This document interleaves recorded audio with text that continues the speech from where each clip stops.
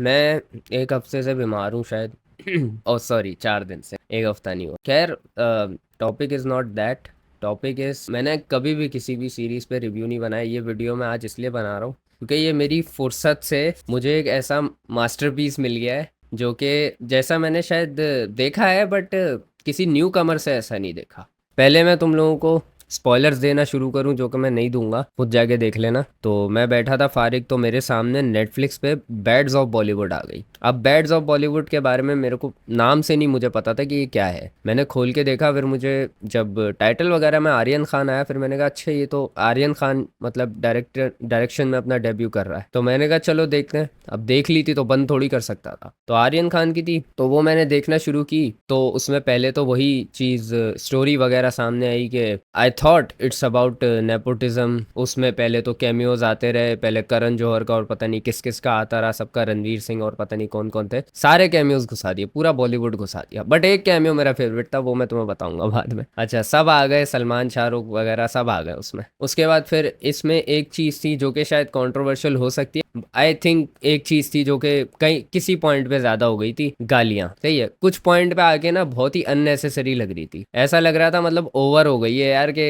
यहाँ पे बनती नहीं थी, फालतू में डाल रहे हैं ये लोग रेलेवेंसी, और उसके लिए कि जेंजी के साथ ना रेलेवेंट होके दिखाने के, जेंजी गालियाँ बहुत देती है, मतलब ओवर लगने लगता है कि यार आप फालतू की गालियाँ डाल रहे हो। सही है, बुरा नहीं था वो, बट ये कि एक चीज़ आप ओवर कर दो ना, like over funny, over expressive हो जाता है ना, वैसे ही ओवर गाली भी अच्छी नहीं लगती। रेलेवेंसी दिखाने के लिए गाली अगर डाल देते, लाइक कैरेक्टर को नेचुरल रखने के लिए अगर आप गालियां दिखा रहे हो, जैसे कि दोस्तों में है, अब वो चाचा बैठा हुआ है, चाचा अपने भतीजे के सामने माँ बाप के सामने गालियां वालियां बक रहे हैं, वो थोड़ा अजीब लगता है कि यार मतलब वो नेचुरल एनवायरनमेंट नहीं है ना, गालियां वालियां देना सबका नहीं है। तो वो थोड़ा ओवर लगा कि यार ऐसे क्यों कर रहे, ऐसा क्यों मतलब एनवायरनमेंट दिखा रहे हैं। बाकी जगह इट वाज ओके, इतना कोई वो वाला नहीं है कि भाई गालियां डाल लियो। सही है, अब जाहिर है गालियां इसलिए डाली हैं ताकि उसको नेटफ्लिक्स में डाल सके। खैर, जेंजी के साथ रिलेट करने के लिए थोड़ा उसमें इस तरह का अब्यूजिव लैंग्वेज यूज़ करनी पड़ती है, बट आई डोंट थिंक कि इतना डालने की ज़रूरत है, ओवर कर दिया। बाकी रही बात पूरी ओवरऑल सीरीज़ की, इट वाज अ मास्टरपीस भाई। मुझे बहुत अच्छी लगी, इसकी स्टोरी लाइन बहुत डिफरेंट थी। सही है, ऐसी,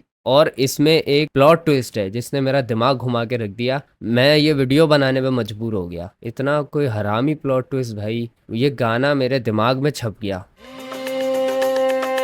दुनिया हसीनों का मेला, ये मेरे दिमाग में ऐसा छपा है ना, ऐसा छपा है ये गाना, और मतलब इस बहुत ये पावरफुल गाना बना दिया, इस गाने को बहुत पावरफुल बना दिया इस पूरी सीरीज ने। लाइक ये गाना एग्जिस्ट करता है, अब हमें इस पे ही सवाल उठेगा कि ये क्या उस वजह से एग्जिस्ट करता है जो उसमें प्लॉट ट्विस्ट हुआ, इतना मतलब पावरफुल बनाया। मतलब इट वाज वेरी सरप्राइजिंग और वेरी, क्या कह लो, अप्रिशिएटेबल है कि भाई इतना ज़बरदस्त इसने सोचा है इस बंदे ने इस गाने को रख के। और ये गाना जिस एक्टर का है, उस बंदे की क्या ही बात करूं, वो तो लॉर्ड है भाई पूरे बॉलीवुड का। बट ये देखो कि उसने यूटिलाइज किया, उसने जो कि मीम की दुनिया में एक लॉर्ड बना हुआ है, बॉबी। सही है, उसकी एक्टिंग स्किल्स भाई, उसकी एक्टिंग स्किल्स हमने हमेशा इग्नोर की है, बट आई डोंट थिंक क्यों की है, बट मुझे अच्छी लगी। हाँ, मेरा फेवरेट कैमियो था हमारा ये बंदा। सही है, नॉट के भाई इमरान हाशमी का जिस तरीके से इन्होंने कैमियो डाला और जिस जगह डाला है, वो भी बहुत परफेक्ट था। मतलब उसका जो रियल कैरेक्टर पूरी इंडस्ट्री में बना हुआ है, या पूरी दुनिया में जो बना हुआ है, इंडस्ट्री, खैर इंडस्ट्री के अंदर का जो चलता है वो हमें नहीं पता, बट दुनिया में जो उसकी इमेज बनी हुई है वो दिखाई। और राजकुमार राव को भी दिखाया गया कि वो किस तरीके से गरीब रोल करता है, वो भी काफी टाइट लगा मुझे कि उसको दिखाया गया कि भाई ये गरीब बनता है, गरीब बन के दिखाता है, और ये एक अंडररेटेड एक्टर है, बट गरीब रोल अच्छे करता है ये। और मतलब मुझे उसमें उसका वो समझ आया और बहुत अच्छा लगा मुझे वो। बाकी यार औरी को फालतू में डाल दिया यार, मेरे को वैसी नफरत है उस बंदे से। लेकिन देखो, I am not a Bollywood fan, मैंने काफी टाइम पहले बॉलीवुड देखना छोड़ दिया। एक टाइम था काफी क्रिएटिव फिल्में आती थी, लाइक नो स्मोकिंग मैंने कुछ टाइम पहले देखी, it was very crazy film. सही है, काफ़ी इम्प्रेसिव लगा कि यार बॉलीवुड जो है वो पाकिस्तान को तबाह करने के अलावा भी बहुत चीज़ें सोच रहा है। And it was very shocking कि एक यंग लड़का इस किस्म की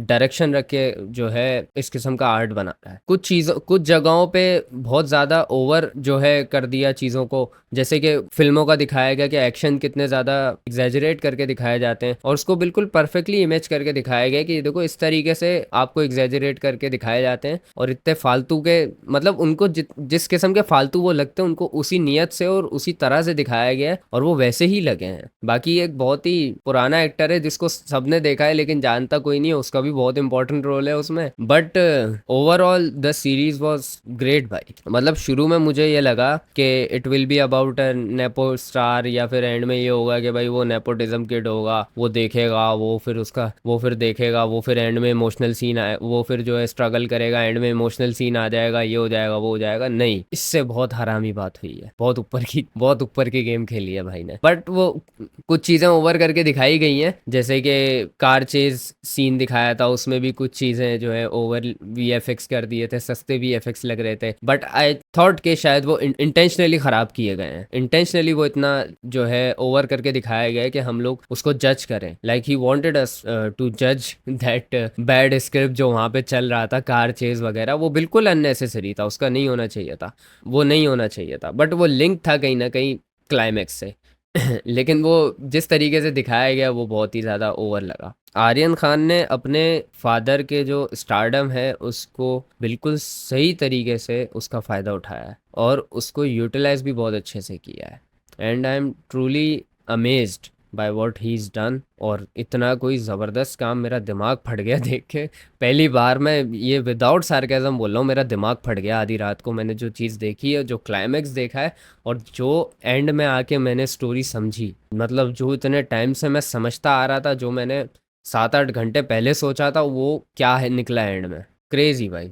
लाइक ऐसी शिट मैंने करते हुए ना मतलब ब्रेन रॉटिंग भी है बीच में, और गालियां कहीं ना कहीं देखो ओवर एग्जैजरेटेड है गालियां, ठीक है, कुछ तो ऐसे रेलेवेंसी के लिए, आई थॉट के रेलेवेंसी के लिए जेंजी में डाला गया है, कुछ मीम मटेरियल बनने के लिए डाला गया है, लेकिन कुछ गालियां एक्चुअली फनी थी। लाइक जैसे वो ग्लास रख के बोलता है ना, भैंस, वो काफ़ी भाई, उस एक्टर ने जिस तरीके से उस लाइन को डिलीवर किया है ना, बहुत ज़बरदस्त गाली लगी है वो बहुत फनी लगी है। अब देखो यहाँ पे ना फिर बहुत ही, अब यहाँ पे ना फिर कुछ सुनील पाल जैसे लोग आ जाते हैं कि भाई गालियाँ देना गलत बात है, गालियाँ क्यों दे रहे हो, ये वो। आप ना इस पॉइंट पे आके ना, जब ओटीटी आ गया और ये सब आ गया है, जब नेटफ्लिक्स वगैरह और ये सारे प्लेटफॉर्म्स आ गए, ओटीटी प्लेटफॉर्म आ गए, अब आप गालियाँ वगैरह के बारे में कंप्लेन करना छोड़ ही दो, सही है। अब आप ये देखो कि ये अच्छी स्टोरी लाइन है या अच्छी डायरेक्शन है, या बुरी स्टोरी लाइन या डायरेक्शन है। मैं पूरी टाइम जब भी मैं देख रहा था ना, मैं दिमाग में सिर्फ ये सोच रहा था कि ये नया बंदा है, और मैं ये सोच के हर चीज़ पे गौर कर रहा था। मैं कभी इतना गौर से देखता नहीं हूँ, मैं हर एक्सप्रेशन पे एक्टर के गौर कर रहा हूँ। मैं पता नहीं क्यों कर रहा हूँ, मैं कोई क्रिटिक नहीं हूँ, मैं फिर भी कर रहा हूँ, मैं गौर गौर से देख रहा हूँ। अच्छा उसको डायरेक्टर ने अब ये ऐसे बोला होगा, ऐसे करने को कैसे किया होगा, ऐसे सोच रहा हूँ फालतू में। मेरा क्या लेना देना भाई, सीन देख एंजॉय कर, मैं यूँ सोच रहा हूँ। अच्छा गालियों का ना एक और सीन है कि कुछ लोग शायद समझते हैं, कुछ लोग ना ओवर गालियां डाल देते हैं, फालतू की गालियां डाल देते हैं अपनी सीरीज में उसको पॉपुलर बनाने के लिए। लाइक मिर्ज़ापुर ने पहले ये चीज़ की थी, लेकिन मिर्ज़ापुर ने शायद उस इंटेंशन से नहीं की थी कि हम गालियां डालेंगे तो हम पॉपुलर हो जाएंगे। उन्होंने रियलिस्टिक दिखाने के लिए किया था। अरशद वारसी को मैंने पहली बार गाली देते हुए सुना, अरशद वारसी जैसा बंदा, इतना कोई उसने जिस तरीके से गाली दी थी भाई, वो बंदा बिना गाली के यार हंसा देता है। उसने जिस तरीके से गाली दी थी ना, मुझे वो चीज़ बहुत अमेज कर गई। और मैंने बहुत सारे ऐसे एक्टर्स को गालियां देते हुए देखा जिनका मैं एक्सपेक्ट भी नहीं कर सकता था।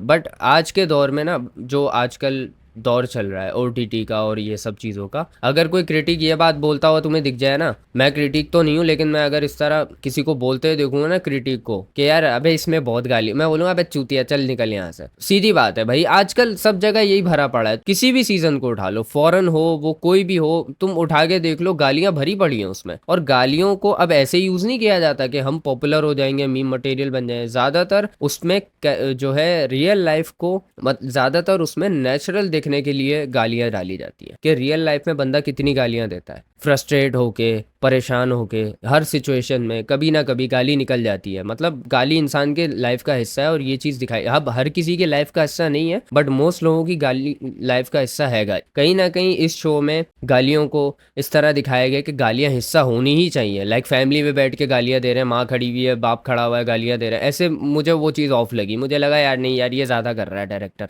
ये इतना नहीं होना चाहिए। मतलब लाइक दोस्तों में अगर आप दिखा रहे हो ना नेचुरल बना के, यार चलो दोस्तों का एक सर्कल खड़ा हुआ है, वहाँ गाली चल रही है, गैंगस्टर खड़े हुए गैंगस्टर गालियां दे रहे हैं, वहाँ समझ आ रहा है, लड़ाई चल रही है, राइट्स चल रहे हैं, वहाँ पे गालियां दे रहे हैं, फिर समझ आ रहा है कि यार वहाँ पे बनता भी है, दे रहे हैं लोग। लेकिन फैमिली वगैरह में खड़े हुए हैं या ऐसे बैकग्राउंड में ऐसी जगहों पे जहाँ पे बंदा वैसे ही कंट्रोल कर लेता है, नहीं देता, वहाँ पे भी अगर कोई गालियां देना, फिर वो होता है फिर वहाँ से होता है कि नहीं यार ये फालतू का है भाई। जैसे बादशाह का कैमियो हुआ था, बादशाह फालतू में गाली दे रहा है, बनती भी नहीं है, फालतू में इतनी गालियां दे रहा है, वहां पे मुझे हुआ बे यार बस कर दे, क्रिंज लगा था मुझे। लाइक लाइक नेचुरली जब निकलती है ना इंसान के, मतलब इमोशन के तौर पे गाली निकलती है, भैंड चोद ये मतलब आप उसको उसको नहीं गाली दे रहे हो, आपका एक इमोशन है, आप हैरान होके बोल रहे हो कि मैं ऐसा क्या वर्ड बोलूं जो इम्पैक्ट मारे थोड़ा सा, चलो बैंड चो बोल देता हूँ, वो सीन होता है। इस तरह से गाली निकलती है इंसान के दिमाग से, नॉट लाइक कि भाई इसकी मैं बैंड, वो नहीं होता।